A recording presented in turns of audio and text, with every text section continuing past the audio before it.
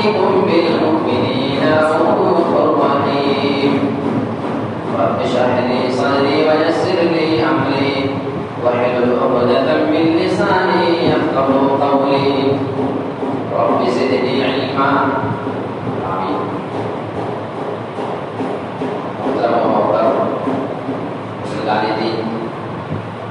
نوجوان ساتھیوں، عزیز بچوں، پردہ نشین خواتین اسلام یعنی ماؤں اور بہنوں، آج میں آپ کے سامنے سیرت رسول کے متعلق کچھ باتیں رکھنا چاہتا ہوں. آپ کئی دنوں سے دیکھ رہے ہوں گے کہ ہمارے رسول صلی اللہ علیہ وسلم کی شان میں گستاخی کی جا رہی ہے، اور یہ کوئی پہلا موقع نہیں ہے کہ ہمارے رسول صلی اللہ علیہ وسلم کی مقدس زندگی کے اندر نقطے نکالنے کی کوشش کی جا رہی ہے، آپ کے اوپر بلا وجہ کیچڑ اچھالنے کی کوشش کی جا رہی ہے، کبھی کسی پہلو کو لے کر کے، کبھی کسی پہلو کو لے کر کے. آئے دن اللہ کے رسول صلی اللہ علیہ وسلم کے اوپر کبھی آپ کا کارٹون بنایا جاتا ہے، کبھی آپ کے نام پہ غلط فلمیں نکالی جاتی ہیں، کبھی آپ کی بیوی کے نام پہ. یہ معاملات ہوتے رہے اس زمانے سے. یہ تو خیر ہے جن کو اچھے اور برے کی سمجھ نہیں جو یہ کام کرتے ہیں. آپ اپنے کچھ مسلمان رہبر اور لیڈر کو اگر دیکھیں تو باقاعدہ پوری سبھا کے اندر، مجمع کے اندر وہ غیروں کی معبودوں کو گالی دیتے ہوئے آپ کو نظر آتے ہیں. میں نے خود اس کی ویڈیو بھی دیکھی. جو ہمارے غیر مسلم ہندوستان میں جو زیادہ تر رہنے والے ہندو بھائی ہوتے ہیں، ان کے معبودوں کے بارے میں، ان کے دیوی دیوتاؤں کے بارے میں پورے لاکھوں کے مجمع میں ایک مسلمان غلط الفاظ کا استعمال کرتا ہے جس کی اسلام میں پتہ نہیں جا سکتے. یاد رکھیے گا، ہمارا اسلام اس بات کو بالکل بھی پسند نہیں کرتا ہے کہ کوئی مسلمان کسی دوسرے دھرم کے معبود کو گالی دے. آپ کو معلوم ہے کہ وہ حق پر نہیں ہے، یہ بات کی جائے، لیکن کسی کا نام لے کر کے گالی دینا اس کی ہماری شریعت اجازت نہیں دیتی. پھر اس کا انجام کیا ہوگا معلوم ہے؟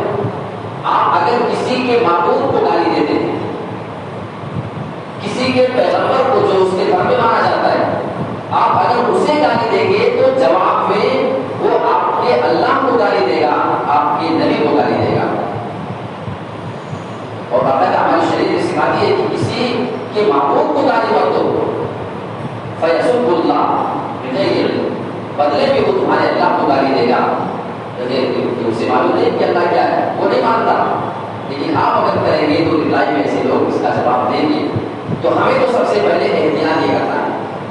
باقی ہمیں اپنے اخلاق، کیریکٹر کو ایسا پیش کرنے کی سامنے والے کو ضرورت ہے کہ جس سے لگے کہ ہم اسلام کو فالو کرنے والے ہیں، ہم محمد صلی اللہ علیہ وسلم کی زندگی کو نمونہ سمجھنے والے لوگ ہیں.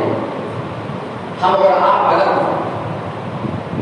اپنے جو ہمارے زندگی کے معاملات ہیں اس کو اگر رسول صلی اللہ علیہ وسلم کی زندگی کے معاملات سے اگر ہم جانچنا شروع کر دیں تو ہم کہیں بھی کھڑے نہیں اترتے. آج کل لوگ آپ کے اسلام کی کتاب کو پڑھ کر کے آپ کے اسلام کو نہیں سمجھتے. یاد رکھیے گا، کسی کو اتنی فرصت نہیں ہے کہ وہ آپ کے قرآن کو پورا پڑھے گا، آپ کی پورے رسول کی زندگی کو پڑھے گا، اس کے بعد وہ اسلام کو سمجھے گا. لوگ اسلام کو سمجھتے ہیں، مسلمان کو دیکھتے ہیں. جیسا مسلمان ان کو نظر آتا ہے، جو اس کا کیریکٹر سوسائٹی کے اندر لوگوں کو نظر آتا ہے، تو دوسرے سمجھتے ہیں کہ یہ اسلام کے فالوور ہیں، یہ جو کر رہے ہیں یہ اسلام ان کو دیتا ہوگا. تو سب سے پہلے ہمیں اپنی زندگی میں اصلاح کی ضرورت ہے. ہمارا اٹھنا بیٹھنا، بات چیت، سلوک، ویوہار ایسا ہونا چاہیے غیروں کے ساتھ کہ سامنے والے کو لگے کہ ہاں حقیقت میں یہ اسلام کو ماننے والے ہیں، اور اگر وہ ہمیں دیکھ کر کے اسلام سمجھنا چاہیے.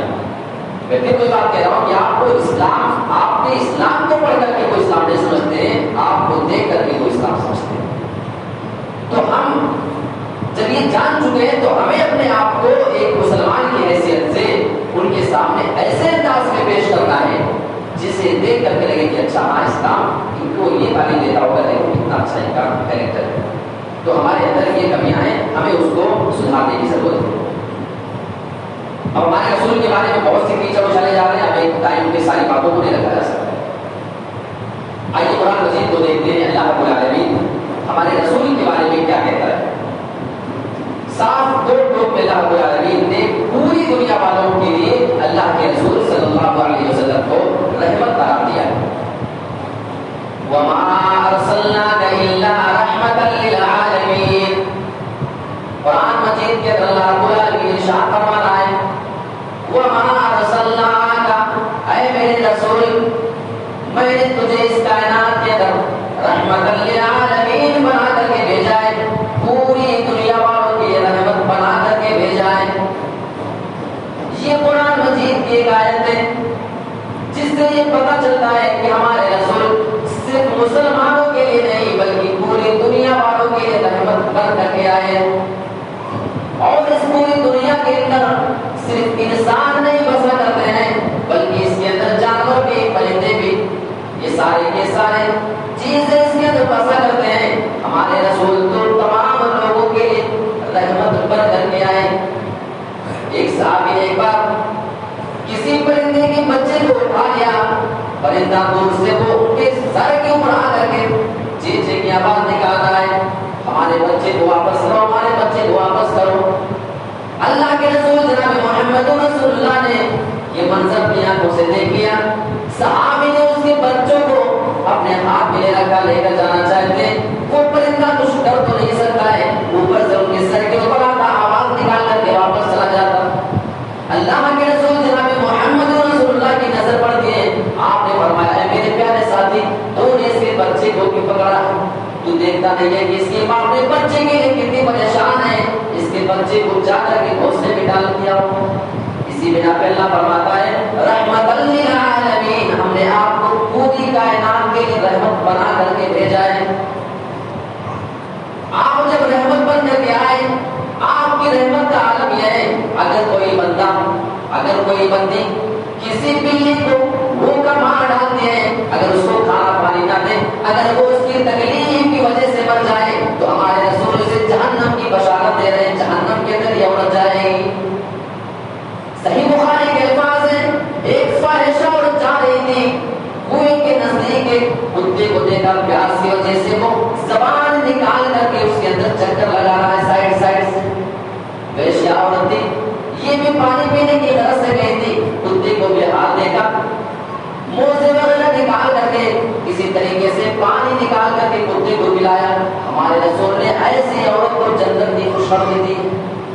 یہ ہمارا اسلام ہے. اسی بنا پہ اللہ کے بارے میں, اللہ کے رسول کے بارے میں ہمارا رب فرما رہا ہے کہ رحمت للعالمین, ہم نے آپ کو پوری کائنات کے لیے رحمت بنا کر بھیجا.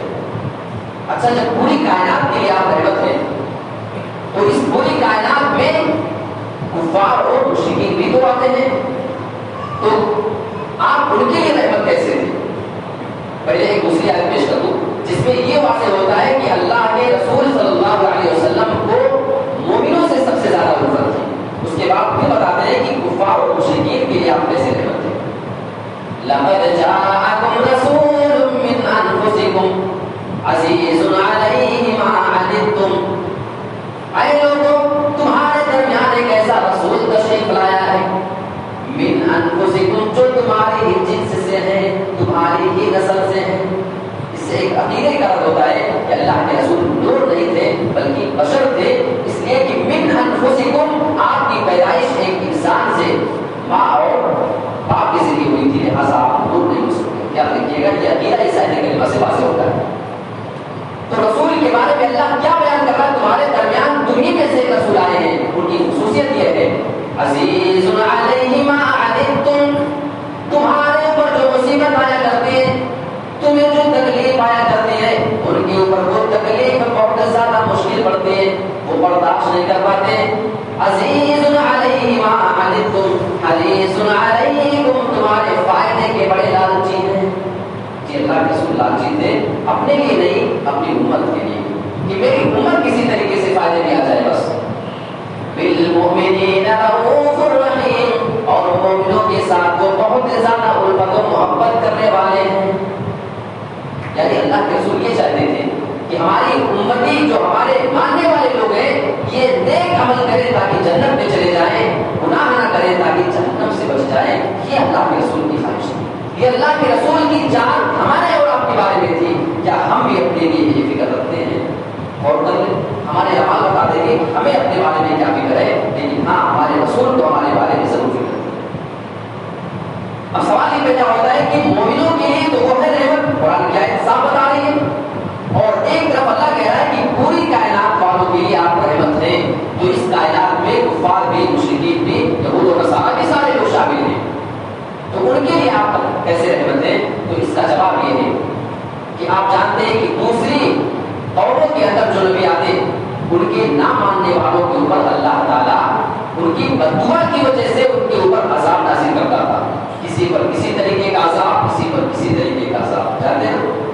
لیکن اللہ رب العالمین نے رسول کے ہوتے ہوئے کبھی بھی کفار و مشرکین کو بھی آسمانی عذاب سے دوچار نہیں کیا. اس بنا پہ اللہ کے رسول صلی اللہ علیہ وسلم جب تک تھے اس وقت تک کفار و مشرکین کے لیے بھی رحمت کریں گے. یاد رکھیے یہ بہت پوائنٹ کی بات ہے کہ ہمارے رسول جب تک تھے، اور اس بات کا اعلان قرآن میں اللہ رب العالمین کر رہا ہے کہ جب تک آپ ان کے درمیان موجود رہیں گے، وما کان اللہ لیعذبہم وانت فیہم، اے میرے رسول جب تک آپ ان کافروں کے درمیان رہیں گے اس وقت تک ہم انہیں بھی عذاب نہیں دیں گے. یہ آپ کی رحمت ہی تو ہے کہ آپ کا بولنا یہ ان کو عذاب سے بچا رہا ہے. اگر آپ نہیں رہیں گے تب ہم ان کو عذاب دے سکتے ہیں. یہ ہمارا قرآن مجید کے اندر واضح کر کے فرما رہا ہے. اور دوسری چیز اور اللہ فرما رہا ہے وما کان اللہ معذبہم وہم یستغفرون، اور اللہ تعالیٰ ان کو اس وقت تک عذاب نہیں دے گا جب تک لوگ اللہ سے معافی اور توبہ کرتے رہیں گے. تو اس سے پتہ چلتا ہے کہ جب تک ہمارے رسول کافروں کے درمیان بھی موجود تھے اس وقت تک ان کے اوپر عذاب نہیں آیا تھا. تو ہمارے رسول پوری کائنات کے لیے رحمت تھے.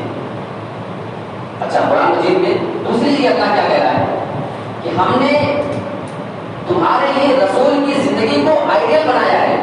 لقد جاءکم رسول من انفسکم، یہ تو ہو گیا کہ رسول کے بارے میں کیا معاملات ہیں.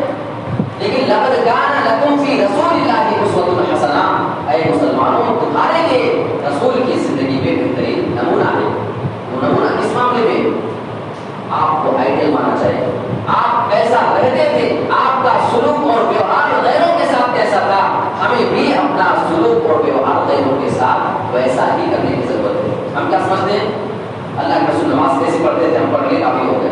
روزہ کیسے رکھتے تھے، حج کیسے کرتے تھے وغیرہ، شادی کیا کیسے کی، بس یہی تک آپ آئیڈیل تھے. یہی تو ہماری غلطی ہے.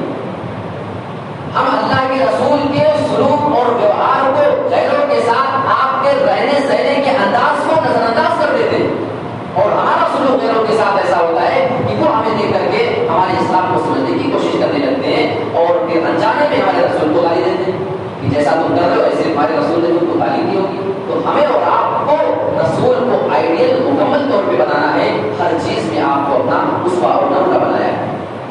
اور دوسری چیز اللہ کے رسول صلی اللہ علیہ وسلم نے بھی اپنے بارے میں بتایا ہے یا ایھا الناس، اے لوگو انما انا رحمت مہداۃ، میں تمہارے لیے رحمت بن کر کے آیا ہوں.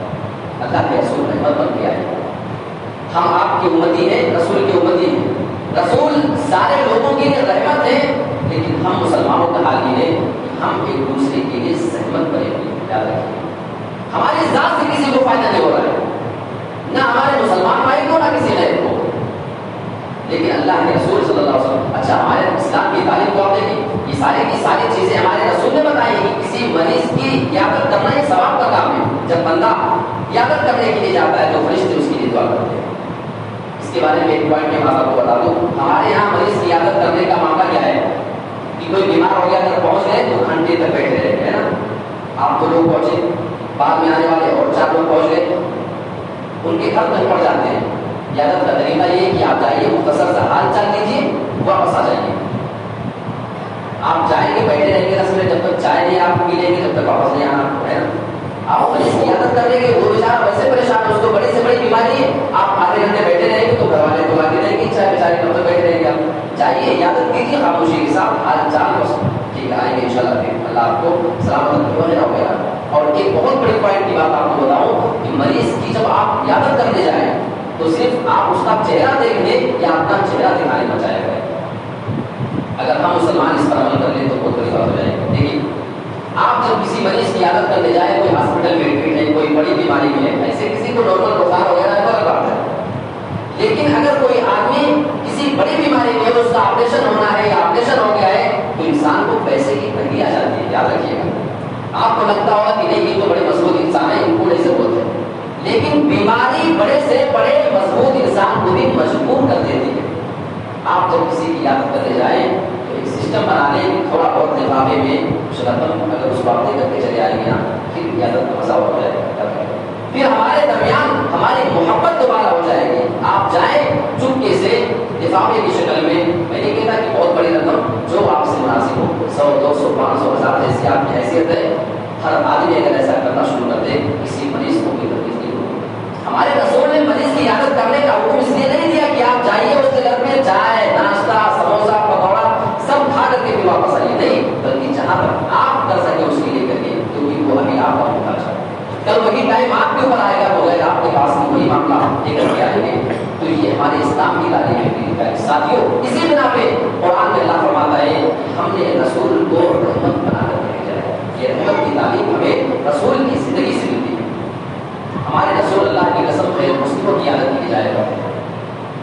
ایک بوڑھی عورت تھی، مسلمان نہیں تھی، غیر مسلم، اللہ کے رسول اس کی عادت کے لیے گئے اور آپ اس کے اوپر دعا پڑھ کر کے کر رہے ہیں۔ آپ نے دعا پڑھی، اس کے لیے شفایابی کی دعا کی، آپ واپس آ رہے ہیں۔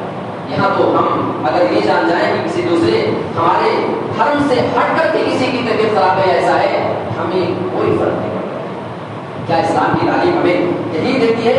اور اللہ کے رسول صلی اللہ علیہ وسلم کی رحمت کو آپ دیکھیے کہ اللہ کے رسول صلی اللہ علیہ وسلم نے جہاں تک ہو سکا ہے ہمارے لیے آسانی کرنے کی کوشش کی۔ اللہ کے رسول صلی اللہ علیہ وسلم جب کبھی سفر میں نکلا کرتے تھے، سفر میں جایا کرتے تھے، کیونکہ اللہ رب العالمین نے آپ کو نمونہ بنا کر کے بھیجا ہے۔ آپ جو کام کریں گے سارے امتیوں پہ وہی چیز لاگو ہو جائے گی۔ لہٰذا آپ جب سفر پہ جایا کرتے تھے، سفر پہ جانے کے بعد اللہ کے رسول نماز کو قصر کیا کرتے تھے۔ آپ کبھی سفر میں نماز پوری نہیں پڑھا کرتے تھے، بلکہ 4 کی جگہ 2 ہی رکعت پڑھا کرتے تھے، کیونکہ آپ کو معلوم تھا اللہ نے مجھے پوری دنیا والوں کے لیے نمونہ بنایا ہے۔ اگر میں سفر میں بھی 4 رکعت پڑھ لیتا ہوں تو سارے لوگوں کے لیے یہی فرض ہو جائے گا۔ آپ سے ایک آدمی نے کر کے سوال کر لیا، اے اللہ کے رسول میں سفر میں ہوں، کیا میں سفر کی حالت میں روزہ رکھوں یا چھوڑ دوں؟ آپ نے اس کو فرمایا تیری مرضی ہے، اگر تو چاہے تو رکھ لے اور چاہے تو روزہ چھوڑ سکتا ہے، بعد میں اس کو قضا کر لینا۔ یہ ساری کی ساری چیزیں ہمارے رسول کی رحمت کو بتا رہی ہیں۔ وما ارسلناک الا رحمۃ للعالمین، اسی ایک آیت کو پڑھیے اور آپ کی زندگی کے جتنے کارنامے آپ کو نظر آئیں سب کو آپ اس میں فٹ کرتے چلے جائیں۔ اور ہمارے رسول کی رحمت آپ دیکھنا چاہتے ہیں، ہمیں کیسا رسول ملا ہے، ہم لوگ آپ خوش نصیب ہیں۔ اللہ کے رسول فرماتے ہیں ہر نبی کو ایک دعا دی گئی تھی، یعنی اس کی وہ دعا اللہ رب العالمین ضرور قبول فرمائے گا۔ ہر نبی نے اپنی اس دعا کو مانگنے میں جلدی کر لیا، اپنی دعا کو دنیا ہی میں مانگ لیا، لیکن میں نے اپنی اس دعا کو اگر میں چاہتا تو دنیا میں بھی مانگ سکتا تھا۔ وہ دعا اگر میں مانگ لیتا کسی بھی ٹائم پہ مانگتا، ایک دعا ہر نبی کو ایسی ملی تھی کہ اگر وہ دعا مانگے تو قبول ہونا ہی ہے۔ سارے کے سارے نبیوں نے دنیا کے اندر اپنی دعا کا استعمال کر لیا اپنی ضرورت کے لیے، لیکن میں نے اس دعا کو اپنی ذات کے لیے استعمال نہیں کیا ہے، بلکہ میں نے اسے روک کر کے رکھا ہے، اپنی امتیوں کے لیے روک کر کے رکھا ہے۔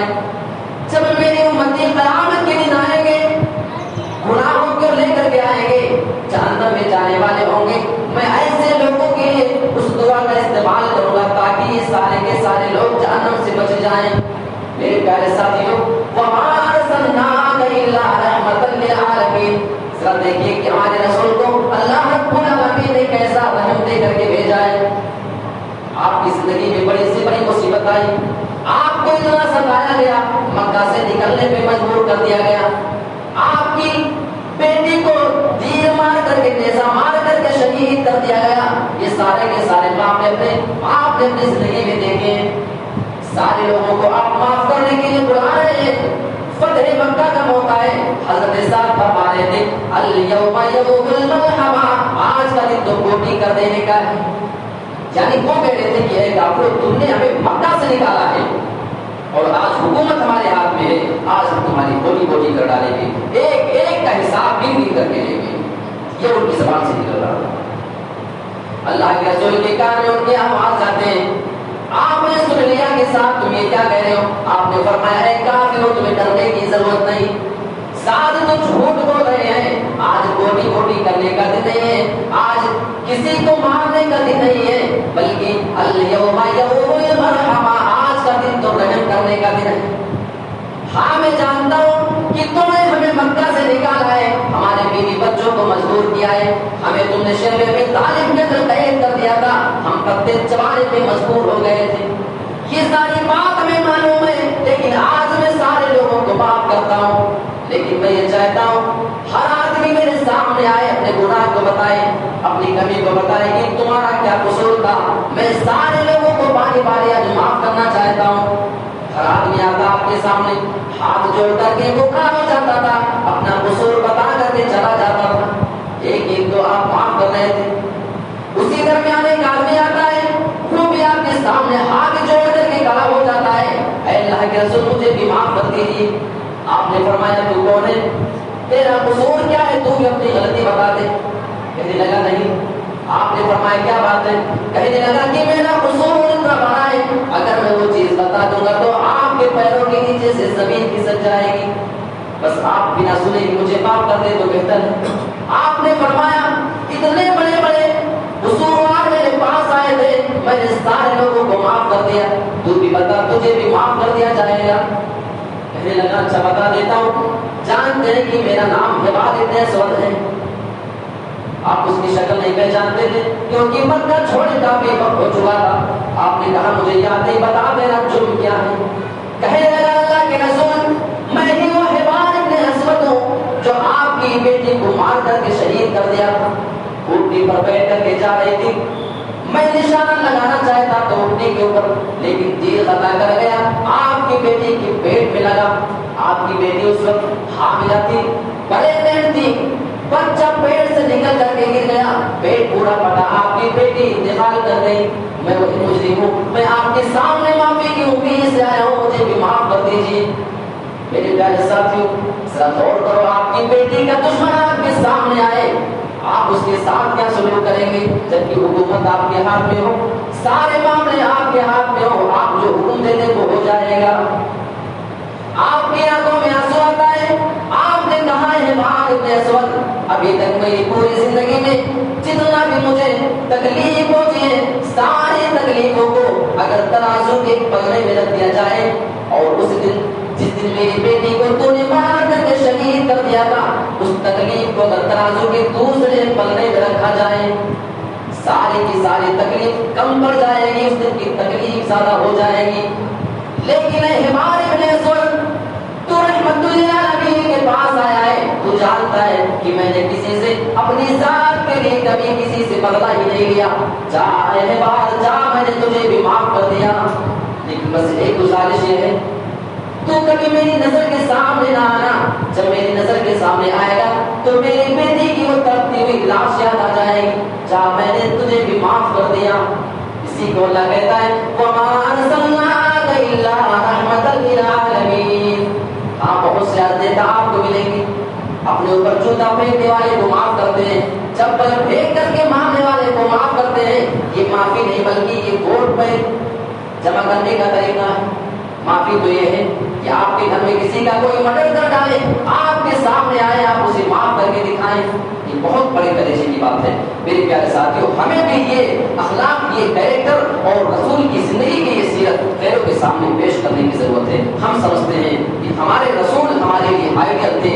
آج یہ جو میں کسی کا نام نہیں لینا چاہتا، ان کی اوقات اتنی نہیں ہے کہ یہاں سے کھڑے ہو کر کے کسی ملعون آدمی کا نام لیا جائے، لیکن ہمارے رسول کی شان میں جو گستاخیاں کی جا رہی ہیں آپ سب اچھی طریقے سے واقف ہیں. سب سے پہلے ہماری جو ذمہ داری ہے، ہم اپنے اندر وہ چیزیں پیدا کریں جو ہمارے رسول کے اندر تھی. آپ کہیں سفر کر رہے ہیں بس میں، آپ کو کچھ گھنٹے کا سفر ہے، آدھے گھنٹے کا، 20 منٹ کا، آپ کسی بڑی عمر کی خاتون کو دیکھیں، آپ اس کو بیٹھنے کے لیے کہتے ہیں آپ کھڑے ہو جائیں، اس سے آپ کی کیریکٹر کی پہچان ہوگی، اس سے آپ کے اسلام کی وہ پہچان ہوگی کہ آپ کس اسلام کو فالو کر رہے ہیں۔ آپ کا معاملہ تو یہ ہوگا کہ آپ کا بس چلے تو کسی بڈھی عورت کو اٹھا کر کے آپ اس کی جگہ پہ بیٹھ جائیں گے۔ یہ ہمارے سسٹم ہے، جبکہ ہمارا اسلام کچھ اور تعلیم دیتا ہے۔ یہ چل باتیں تھی، انشاءاللہ کچھ وقت کے بعد سیرت رسول کے بارے میں مکمل کچھ باتیں کروں گا پوری سیریز کے متعلق، تاکہ ہمیں بھی اپنے رسول کی زندگی کے بارے میں صحیح تعلیمات کا اندازہ ہو سکے۔ جب ہم رسول کی صحیح بات چاہیں گے تب ہم اپنے اندر وہ چیز پیدا کریں گے، اور غیر ہمیں دیکھ کر کے ہمارے اسلام کے متعلق منظر نہیں ہوں گے، غلط سوچنے رکھیں گے۔ اللہ رب العالمین سے دعا کرتے ہیں کہ پروردگار تو ہمیں تمام زندگی کے معاملے میں ہمارے رسول جو ہمارے لیے آئیڈیل بن کر کے آئے تھے، تو نے ان کو ہمارے لیے نمونہ بنایا تھا، ہمیں اس کے مطابق تو اپنے آپ کو ڈھالنے کی، اپنے آپ کو سنوارنے کی توفیق دے۔ یہ غیر لوگ جو ہمارے رسول کی شان میں اللہ گستاخی کرتے ہیں، ان کو تو عبرتناک انجام تک پہنچا، تو یہ بہترین فیصلہ کرنے والا ہے۔ اے اللہ تو ہم تمام مسلمانوں کے اندر اتحاد و اتفاق پیدا کرتے۔ اے ہمارے رب، ہم میں سے جو بیمار ہیں، جو کسی خاص بیماری میں ملوث ہے، اے اللہ تو ان کی بیماری میں شفائے کاملہ عاجلہ عطا فرما، ان کی دواؤں میں تو شفا عطا فرما۔ جو مجبور ہیں اے اللہ تو ان کی مجبوری کو دور کر دے۔ اے اللہ ہمیں سے جو قرض دار ہیں تو ان کی قرض کی ادائیگی کا جلد از جلد بہترین انتظام کر دے، آمین۔ وآخر دعوانا ان الحمد للہ رب العالمین۔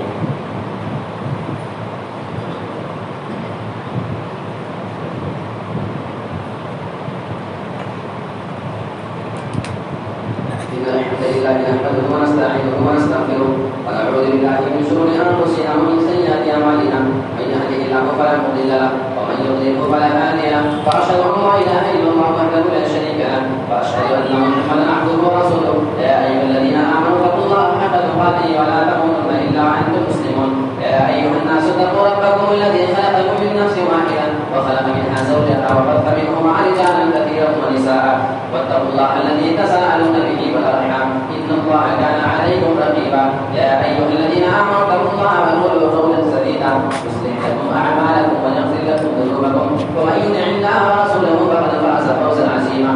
اما بعد فان خير الحديث كتاب الله، وخير الهدي هدي محمد صلى الله عليه وسلم، وشر الامور محدثاتها، وكل محدثه بدعه، وكل بدعه ضلاله، وكل ضلاله في النار۔